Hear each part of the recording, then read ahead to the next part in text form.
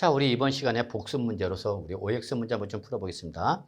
자, 1번. 농지의 교환이나 분합을 인하여 발생하는 소득이죠, 여러분. 이때 첫 번째 쌍방토지 가액의 차액이, 그죠? 어떻게? 큰 편이 얼마? 3분의 1 이하이다라고 했잖아요. 그래서 차액이 큰 편의 3분의 1 이하이다.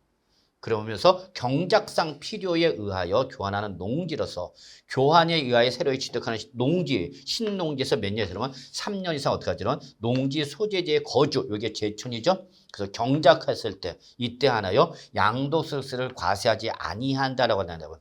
이때 여러분 틀렸죠. 왜 틀렸냐면 잘 나가다가 뭐가 틀렸죠, 여러분? 그렇죠, 여러분. 3분의 1이 아니라 4분의 1이죠, 여러분. 4분의 1 이하일 때의 비과세 요건이라는 걸 좀 확인해 주시기 바라겠습니다, 여러분. 그래서 1번은 틀렸다는 거 확인해 주시고요.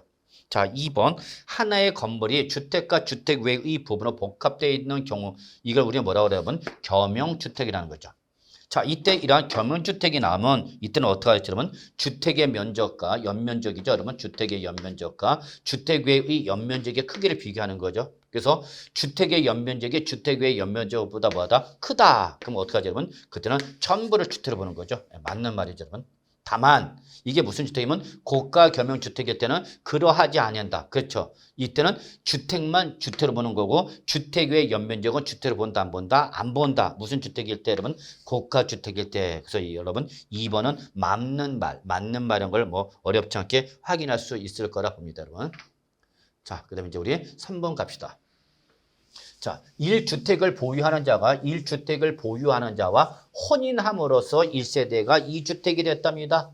그래서 바로 혼인으로 인한 1세대 2주택인 거죠. 그러면 그때는 혼인한 날부터 몇 년이에요? 그러면 5년이네요. 어떤 것 둘 중에. 그렇죠. 남자 거, 여자 거 구분하지 않고 먼저 양도한 주택으로서 여러분 우리 1주택을 보는 거죠. 근데 몇 년 보였으니까 4년을 보였으니까 곧바로 뭘 받았어요, 여러분? 비과세 받을 수 있는 거죠. 그래서 맞는 말이 되는 거죠, 여러분. 그래서 혼인일 때는 몇 년 이내고 여러분 5년 이내가 되는 거고 여러분 노부모 동거병일 때 몇 년 여러분 3년 이내가 되는 걸 여러분 알고 계시죠? 자, 4번 법령으로 정하는 근무상 형편으로 수도권 밖에 소지하는 등기된 주택 이게 바로 뭐죠, 여러분? 지방주택이죠. 그리고 그 밖에 등기된 일반 주택을 국내에 각각 한 개씩 소유하는 1세대죠. 자, 그럼 그때는 그 부득이한 사유가 해소가 된 날부터 5년 이내에 일반 주택을 양도하는 경우 이는 1세대 1주택 본다라고 하는데 여러분 맞았나 틀렸나? 자, 어쨌거나 여러분 항상 특정 주택과 일반 주택이 나면 어떤 것보다 처분해야 했지만 일반 주택을 먼저 처분해야 된다라고 했었죠. 다만 이때에 취약이나 근무상이나 질병의 치료 등의 목적으로 수도권 밖에 소재는 바로 지방주택을 양도했을 때는 이때는 바로 5년이 아니라 3년 이내가 되는 거죠. 그래서 바로 4번은 틀린 말이 되는 걸 여러분 확인하실 수 있겠습니다. 5번 해외 이주법에 따른 해외 이주로 세대 전원이 출구한 거죠. 자, 그때의 출국의 현재 1세대 1주택이고요. 출국한 날부터 최소 몇 년 이내 그러면 2년 이내에 반드시 당해 주택을 양도하면 그때는 보유기간을 충족하지 않더라도 비과세 받을 수 있다 없다? 있는 거죠, 여러분. 그래서 이거는 보유기간, 거주기간의 예외 규정이다라는 걸 확인할 수 있겠습니다, 여러분. 자, 6번. 사업장 형편으로 1년 이상 거주한 주택이죠. 1년 이상 거주한 주택을 우리 1세대 1주택을 양도했죠. 그러면 이때 세대 전원이 다른 시군으로 거주를 이전한 경우에는 그때는 보유기간 거주기간의 제한을 받지 아니한다는데 이때 보유기간 거주기간의 제한을 받지 아니하는 경우는 바로 여러분 요 사업장 형편은 인정이 안 되는 거죠. 이때 법정 사유는 바로 뭐죠, 여러분? 취약이나 또는 근무상이나 질병의 치료나 학교 폭력 피해로인한 전화 이것만 법정 사유가 되고 사업상 형편은 법정 사유가 아닌 걸 여러분 꼭 좀 확인해 두시기 바라겠습니다, 여러분. 아시겠죠, 여러분? 예. 자, 이제 우리 7번 넘어갈게요, 여러분. 자, 취득 당시 실질 거래가를 확인할 수 없다는 여러분. 이때는 매매사례가에 환산가에 감정가의 기준시가를 순차로 적용하여 산정한 가액을 취득가액으로 한다고 했죠. 자, 이때 여러분 요 취득 당시 실질 거래가를 확인할 수 없을 때 사용하시는 방법 뭐죠? 그다음에 환이죠. 그다음에 뭐죠? 매감, 그다음에 환. 그리고 뭐는 못 나오죠? 기준시가는 못 나오죠, 여러분. 그래서 여러분 순차가 틀렸고 종류 기준시가는 못 나옵니다, 여러분. 결론. 취득 당시 실제 거래가를 확인할 수 없던 매매사례가에 그다음에 감정가에 그다음에 뭐죠? 환산 취득가액이 된다는 거 여러분 꼭 기억해 두셔야 됩니다. 여러분 아시겠죠? 자, 8번은 보세요, 여러분. 7번과 8번의 차이점을 아셔야 됩니다, 여러분. 이걸 모르니까 맨날 기준시가 왜 나왔다 안 나왔다 그러냐 그러는 분이 계신데 자, 실제 양도가를 확인할 수 없거나 인정할 수 없어. 누가? 여기는 세무서장이라잖아, 세무서장이. 뭐 한다 그러면 추계조사 결정 경종한다 그랬죠, 여러분. 이때 세무서장이 하는 추계조사 결정 경종 방법 뭐야, 여러분? 매감한기가 되는 거죠, 매감한. 그래서 바로 여기는 뭐가 나와 그러면 기준시가 나오는 거죠. 그럼 이 말은 맞는 말이죠. 8번은 맞는 말인 걸 아셔야 되겠죠.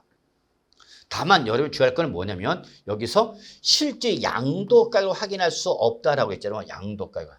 그러면 양도가를 확인할 수 없을 때에는 이때는 우리 뭐가 나오죠? 매매사례가액이 나오죠? 그다음에 뭐죠? 감정가액이 나오죠. 근데 이때는 환산가액이 못 나오죠. 환산가액이에요. 왜냐면 환산가액은 무슨 가격이죠, 여러분? 취득가액을 환산할 때만 나옵니다라고 했죠, 여러분. 그래서 이때 8번의 결론은 맞는 말이야, 틀린 말이야, 여러분? 틀린 말이 되는 거죠. 아시겠죠, 여러분? 왜냐면 양도가액을 추계조사할 때는 바로 뭐죠? 매감기만이 되는 거고 취득가액을 추계조사한다라고 했더니 이때는 매감환기가 나오는 거다라는 걸 좀 확인해 주시기 바랍니다, 여러분. 그래서 추계조사도 양도가액 추계조사하는 건지 취득가액 추계조사하는 게 따라서 차이가 있다는 걸 좀 인식해 주시기 바라겠습니다, 여러분. 아시겠죠? 자, 9번은 요거는 설명을 드리지 않았죠, 여러분? 한번 봅시다. 취득가액, 환산 취득가라는 거죠. 그래서 환산 취득가를 발표합니다. 그럼 환산 취득가액이 나면 이제 뭐가 나오죠? 짝꿍이 필요 경비 계산 공제액이 나오는 거죠, 여러분. 자, 이 금액이죠. 그래서 취득가액을 확인할 수가 없기 때문에 환산 취득가를 했을 때는 짝꿍이 뭐가 나오고 여러분 필요 경비 계산 공제 합계액이 바로 되는 거죠.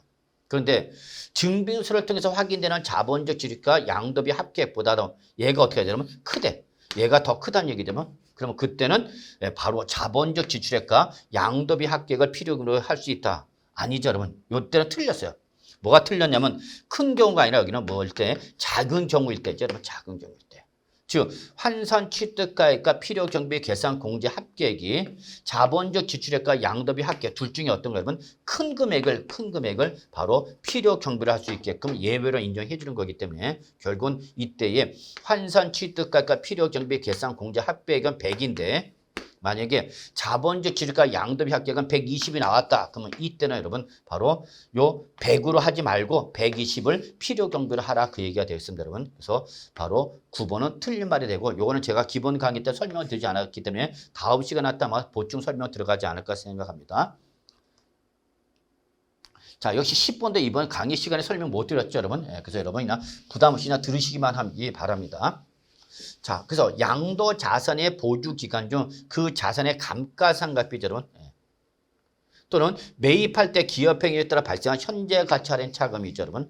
자, 이거는 다 취득가액 필요금에 인정이 되는 것들인데 이거를 보유 기간 동안 자, 여기 있죠? 사업소득의 필요금이죠. 여기서 사업소득은 양도소득세가 아니라 뭐죠, 여러분? 종합소득세죠, 여러분. 종합소득세 계산할 때 필요를 잡으면 이때는 바로 이미 취득가는 필요금으로 잡았는데 또 종합소득세 계산할 때 필요 산입하면 무슨 공제가 되죠, 여러분? 이중공제가 되는 거죠. 그럼 이중공제하면 되니까 안 되니까? 안 되니까 이때는 요 금액, 요 두 가지의 감가상각비와 현재 가치 할인 차감 상각액 중 사업소득 금액으로 계산한 것은 취득가액에 포함한다가 아니라 뭐야, 여러분? 공제한다 이렇게 바꿔야 되는 거죠, 여러분. 그래서 10번도 틀린 말이 되는 걸 여러분이 확인할 수 있기를 바라면서 여기까지 OX 문제 해설 마무리하도록 하겠습니다. 여러분 수고하셨습니다.